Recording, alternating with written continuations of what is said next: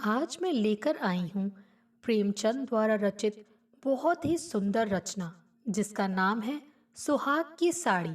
चलिए शुरू करते हैं ये कहानी। ये कहना भूल है कि दाम्पत्य सुख के लिए स्त्री पुरुष के स्वभाव में मेल होना आवश्यक है। श्रीमती गौरा और श्रीमान कुमार रतन सिंह में कोई बात नहीं मिलती थी। गौरा उदार थी, रतन सिंह कौड़ी कौड़ी को दांतों से पकड़ते थे। वो हंसमुख थी, रतन सिंह चिंताशील थे। वो कुल मर्यादा पर जान देती थी और रतन सिंह इसे आडंबर समझते थे। उनके सामाजिक व्यवहार और विचार में भी घोर अंतर था। यहाँ उदारता की बाजी रतन सिंह के हाथ थी। गौरा को सहभोज से आपत्ति थी, विधवा विवाह से घृणा और अछूतों के प्रश्न से विरोध। रतन सिंह इन सभी व्यवस्थाओं के अनुमोदक थे। राजनीतिक विषयों में ये विभिन्नता और भी जटिल थी। गौरा वर्तमान स्थिति को अटल, अमर, अपरिहार्य समझती थी। इसीलिए वो नरम गरम कांग्रेस, स्वराज्य, होम रूल सभी से विरक्त थी। कहती, ये मुट्ठी भर पढ़े लिखे आदमी क्या लेंगे, चने कहीं भांड फोड़ सकते हैं।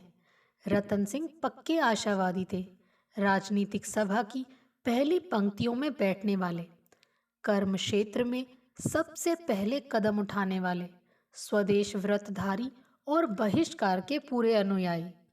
इन्हीं विषमताओं पर भी उनका दाम्पत्य जीवन सुखमय था।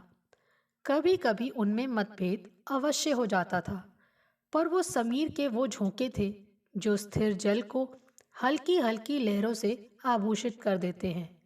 वे प्रचंड झोंके नहीं जिनसे सागर विप्लव क्षेत्र बन जाता है।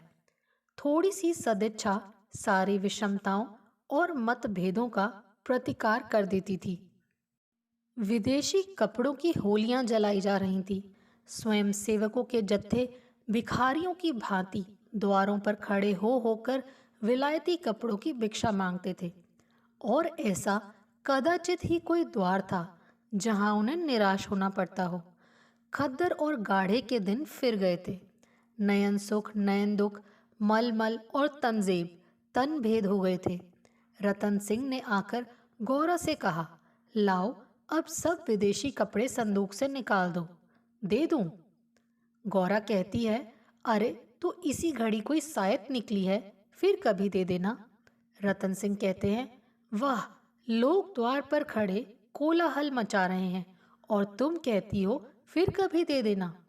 इस पर गौरा कहती हैं, तो ये कुंजी लो, निकाल करके दे दो, मगर ये सब है लड़कों का खेल।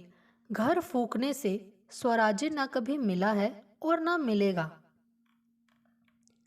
रतन सिंह कहते हैं, मैंने कल ही तो इस विषय पर तुमसे घंटों सिर पच्ची की थी और उस समय तुम मुझसे सहमत हो गई थी, तो आज तुम फिर वही आशंकाएं करने लगी। गौरा कहती है, मैं तुम्हारे अप्रसन्न हो जाने के डर से चुप हो गई थी। रतन सिंह कहते हैं, अच्छा, शंकाएं फिर कर लेना, इस समय जो करना है वो करो। गौरा कहती है, लेकिन मेरे कपड़े तो ना लोगे ना? रतन सिंह कहते हैं, सब देने पड़ेंगे। विलायत का एक सूत भी घर में रखना मेरे प्रण को भंग कर देगा। इतने में राम टहल साइस ने बाहर से पुकारा, सरकार, लोग जल्दी मचा रहे हैं, कहते हैं अभी कई मोहल्लों का चक्कर लगाना है। कोई गाढ़े का टुकड़ा हो तो मुझे भी मिल जाए, मैंने भी अपने कपड़े दे दिए। केसर मेहरी कपड़ों की एक गठरी लेकर बाहर जाती हुई दिखाई दी। रतन सिंह ने पूछा, क्या तुम भी अपने कपड़े देने जाती हो? केसर ने लजाते हुए कहा, हाँ सरकार, जब देश छोड़ रहा है तो मैं कैसे पहनूं? रतन सिंह ने गौरा की ओर आदेशपूर्ण नेत्रों से देखा।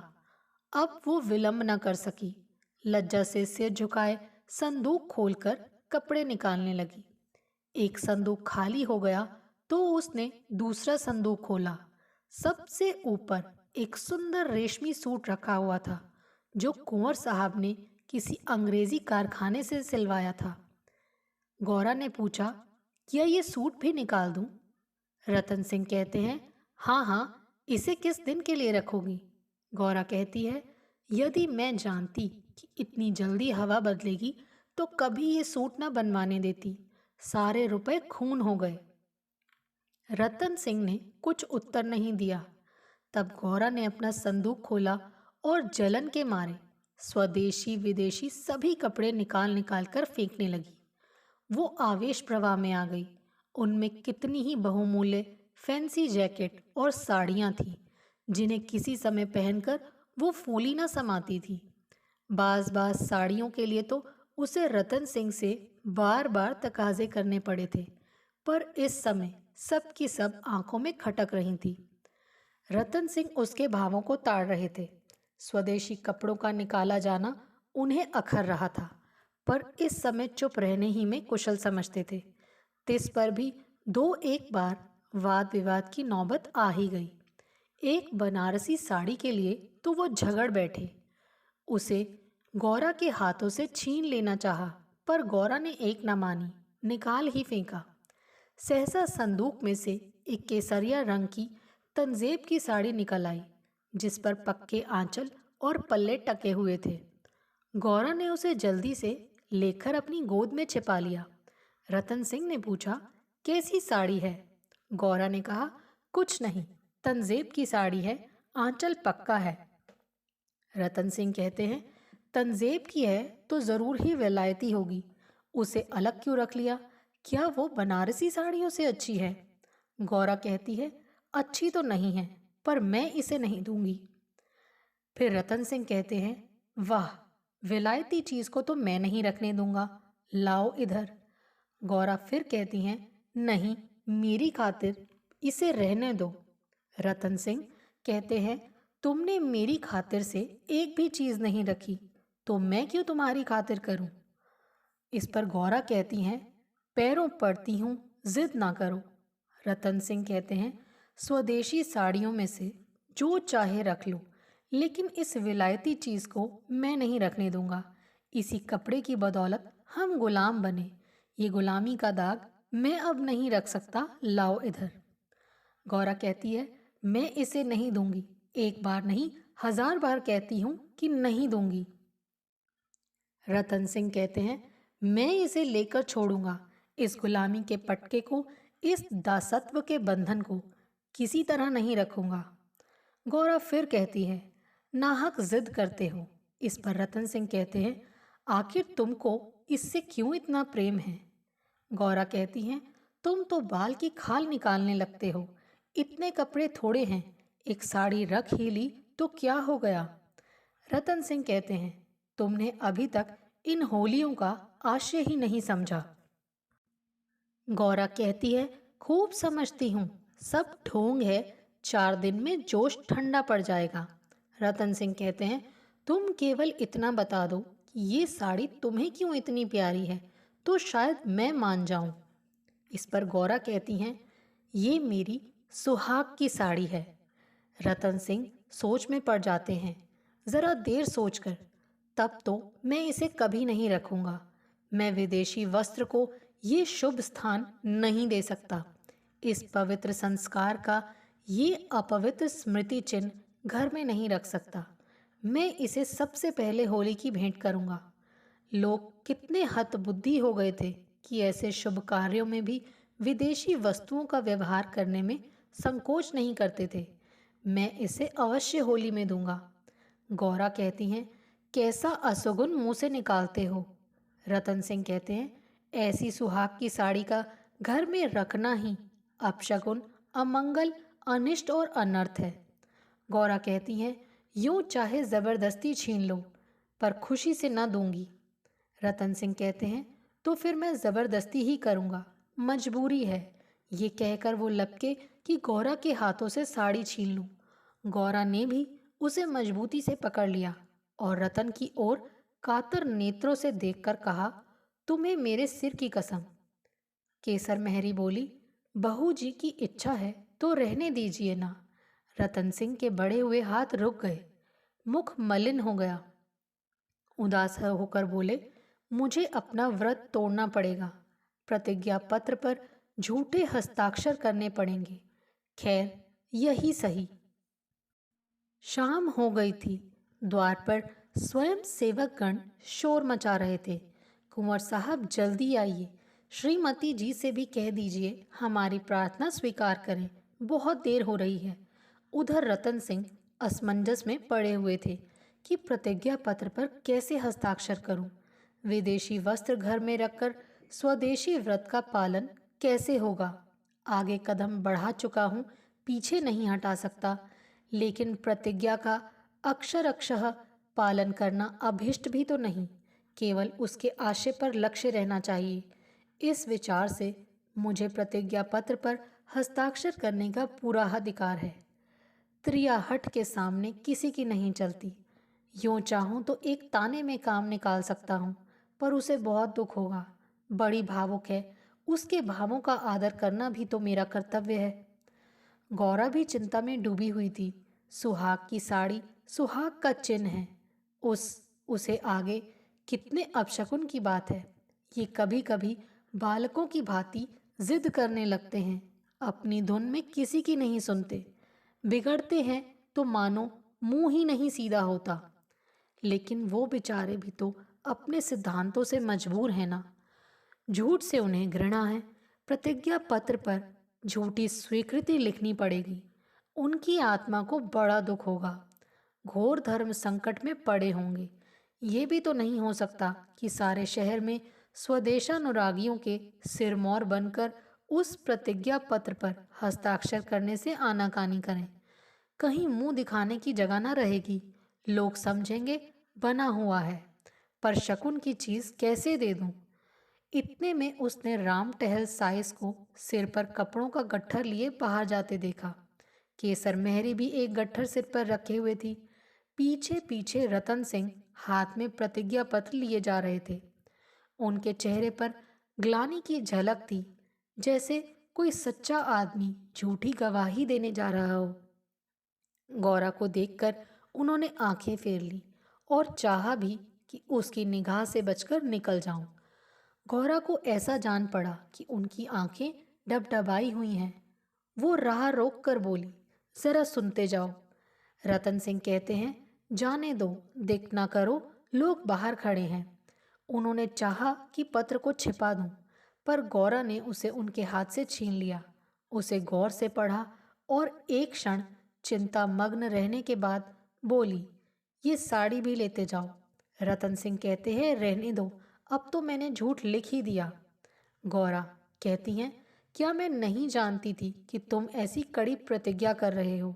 रतन सिंह कहते हैं, ये तो मैं तुमसे पहले भी कह चुका था। गौरा कहती है, मेरी भूल थी, क्षमा कर दो और इसे लेते जाओ। रतन सिंह कहते हैं, जब तुम इसे देना अपशकुन समझती हो तो रहने दो। तुम्हारी खातिर थोड़ा सा झूठ बोलने में मुझे कोई आपत्ति नहीं होगी। इस पर गौरा कहती हैं, नहीं, लेते जाओ।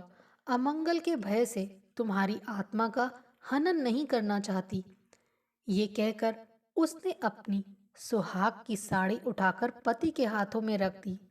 रतन ने देखा, गौरा के चेहरे पर एक रंग आता है, एक रंग जाता है, जैसे कोई रोगी अंतरस्थ विषम वेदना को दबाने की चेष्टा कर रहा हो। उन्हें अपनी अहृदयता पर लज्जा आई। आह, केवल अपने सिद्धांत की रक्षा के लिए, अपनी आत्मा के सम्मान के लिए मैं इस देवी के भावों का वध कर रहा हूं। ये तो अत्याचार है। साड़ी गौरा को देकर बोले, तुम इसे रख लो, मैं प्रतिज्ञा पत्र को फाड़े डालता हूं। गौरा ने दृढ़ता से कहा, तुम नहीं ले जाओगे तो मैं खुद जाकर दे आऊंगी। रतन सिंह अब विवश हो गए, साड़ी ली और बाहर चले गए। उसी दिन से गौरा के हृदय पर एक बोझ सा रहने लगा। वो दिल बहलाने के लिए नाना प्रकार के उपाय करती, जलसों में भाग लेती, सैर करने जाती, मनोरंजक पुस्तकें पढ़ती, यहाँ तक कि कई बार नियम के विरुद्ध जाकर थिएटरों में भी गई। किसी प्रकार अमंगल कल्पना को शांत करना चाहती थी, पर यह आशंका एक मेघ मंडल की भांति उसके हृदय पर छाई रहती थी। जब एक महीना पूरा गुजर गया और उसकी मानसिक वेदना दिनों दिन बढ़ती ही गई, तो कुंवर साहब ने उसे कुछ दिनों के लिए अपने इलाके पर ले जाने का निश्चय किया। उसका मन उन्हें उनके आदर्श प्रेम का नित्य तिरस्कार किया करता था। वो अक्सर देहातों में प्रचार का काम करने जाया करते थे, पर अब अपने गांव से बाहर न जाते। यह जाते तो संध्या तक जरूर लौट आते।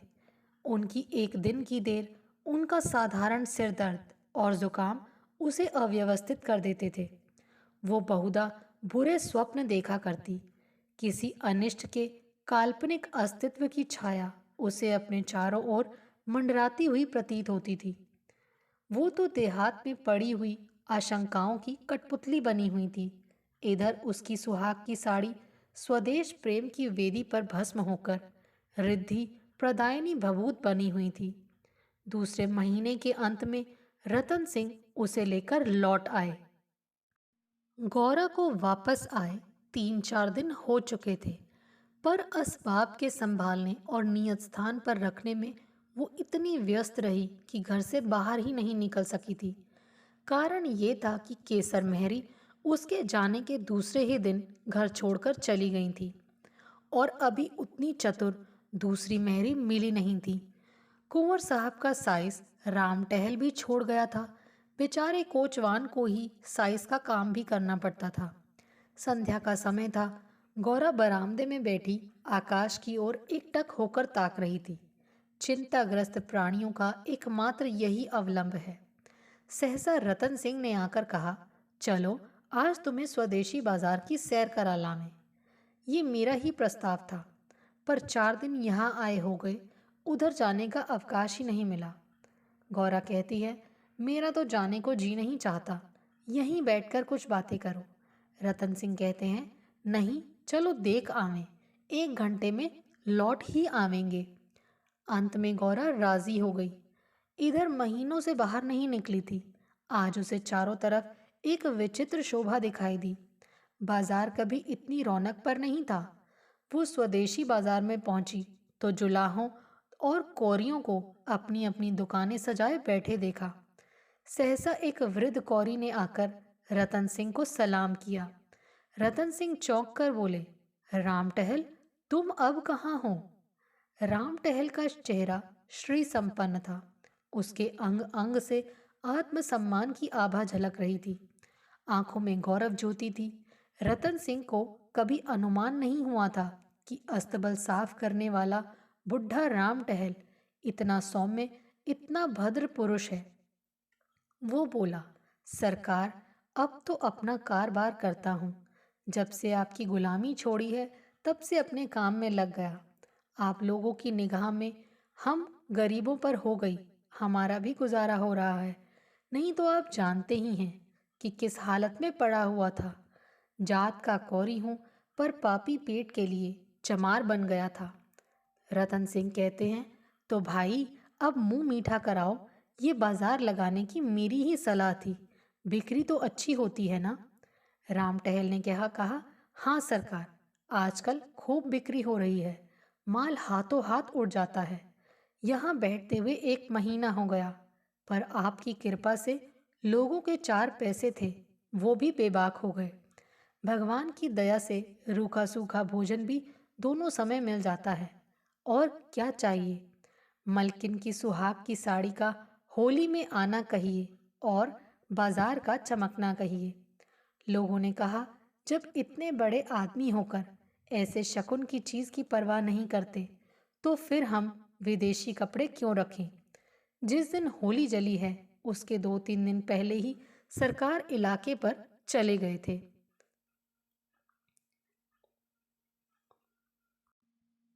उसके पहले भी सरकार कई दिनों तक घर से बहुत कम निकलते थे। मैं तो यही कहूँगा कि ये सारी माया उसी सुहाग की साड़ी की है। इतने में एक अधेड़ स्त्री गौरा के सामने आकर बोली, बहू जी, मुझे भूल तो नहीं गई? गौरा ने सिर उठाया तो सामने केसर मेहरी खड़ी थी। वो सुंदर साड़ी पहने हुए थी। हाथ पांव में मामूली गहने भी थे। चेहरा खूब खिला हुआ था। स्वाधीन जीवन का गौरव एक एक भाव से प्रस्फुटित हो रहा था। गौरा ने कहा, इतनी जल्दी भूल जाऊंगी? अब कहाँ हो? हमें लौटने भी ना दिया, बीच में ही भाग पड़ी। केसर कहती हैं, क्या करूं सरकार, अपना काम चलते देखकर सब्र ना हो सका। जब तक रोजगार न चलता था तब तक लाचारी थी। पेट के लिए सेवा टहल, कर्म कुकर्म सभी करना पड़ता था। अब आप लोगों की दया से हमारे भी दिन लौटे हैं। अब दूसरा काम नहीं किया जाता। अगर बाजार का यही रंग रहा तो अपनी कमाई खाए ना चुकेगी। ये सब आपकी साड़ी की महिमा है। उसकी बदौलत हम गरीबों के कितने ही घर बस गए। 1 महीना पहले इन दुकान वालों में से किसी को रोटियों का ठिकाना नहीं था। कोई साइसी करता था, कोई तासे बजाता था, यहाँ तक कि कई आदमी मेहतर का काम भी करते थे। कितने ही तो भीख मांगते थे। अब सब अपने धंधे में लग गए हैं। सच पूछो तो तुम्हारी सुहाग की साड़ी ने हमें सुहागन बना दिया। नहीं तो हम सुहागन होते हुए भी विधवाएं थीं। सच कहती हूँ, सैकड़ों जबानों से नित्य यही दुआ निकलती है कि आपका सुहाग अमर हो, जिसने हमारी रांड जात को सुहाग दान दिया। रतन सिंह एक दुकान पर बैठकर कुछ कपड़े देखने लगे। गौरा का भावुक हृदय आनंद से पुलकित हो रहा था। उसकी सारी अमंगल कल्पनाएं स्वप्नवत विच्छिन्न होती जाती थी। आंखें सजल हो गई थी और सुहाग की देवी अश्रु संचित नेत्रों से सामने खड़ी आंचल फैलाकर उसे आशीर्वाद दे रही थी। उसने रतन सिंह को भक्तिपूर्ण आंखों से देखकर कहा, मेरे लिए भी एक साड़ी ले लो। जब गौरा यहाँ से चली तो सड़क की बिजलियां जल चुकी थी। सड़क पर खूब प्रकाश था। उसका हृदय भी आनंद के प्रकाश से जगमगा रहा था। रतन सिंह ने पूछा, सीधे पर घर चलूं? तो गौरा कहती है, नहीं, छावनी की तरफ होते चलो। रतन सिंह कहते हैं, बाजार खूब सजा हुआ था। गौरा कहती हैं, ये जमीन लेकर एक स्थायी बाजार बनवा दो। स्वदेशी कपड़ों की दुकान हो और किसी से किराया भी ना लिया जाए। इस पर रतन सिंह कहते हैं, बहुत खर्च पड़ेगा। तो गौरा कहती हैं कि मकान बेच दो, रुपए ही रुपए होंगे। अब रतन सिंह सोचते हैं, और रहें कहाँ, पेड़ तले? तो गौरा कहती हैं, नहीं, गांव वाले मकान में चलते हैं। रतन सिंह सोचते हैं, ठीक है, देखता हूँ। गौरा कुछ देर सोचकर कहती हैं, इलाके भर में खूब कपास की खेती कराओ। जो कपास बोए उसकी पेगार माफ कर दो। रतन सिंह कहते हैं, हाँ, तदबीर तो अच्छी है, दूनी उपज हो जाएगी। गौरा कुछ देर सोचने के बाद कहती हैं, लकड़ी बिना दाम दो तो कैसा हो? जो चाहे चरखे बनवाने के लिए काट ले जाए। रतन सिंह कहते हैं, लूट मच जाएगी। इस पर गौरा कहती हैं, ऐसी बेईमानी तो कोई नहीं करेगा। जब उसने गाड़ी से उतरकर घर में कदम रखा तो चित्त शुभ कल्पनाओं से प्रफुल्लित हो रहा था। ऐसा लग रहा था मानो कोई बछड़ा खूंटे से छूटकर किलोले कर रहा हो। दोस्तों, आपको हमारी ये कहानी कैसे लगी? आप कमेंट करके हमें ज़रूर बताइए। और जिन्होंने अभी तक हमारे चैनल को सब्सक्राइब नहीं किया है, प्लीज़ ज़रूर सब्सक्राइब कीजिए। Thanks for watching this video.